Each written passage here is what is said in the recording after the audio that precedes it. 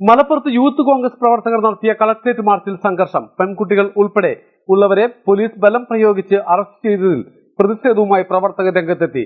DCC president BS ജോയിയാണ് march ഉദ്ഘാടനം ചെയ്തത്. Peace public school Kottakkal, nurturing world class leaders.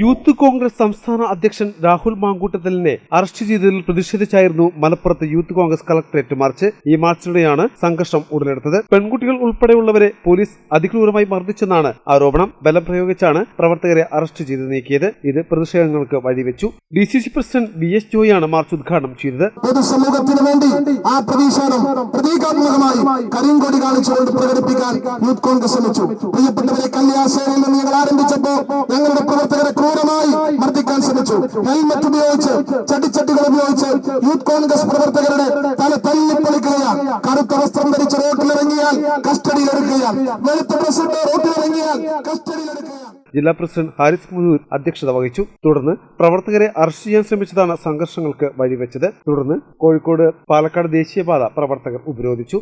Malabar times, Malappuram.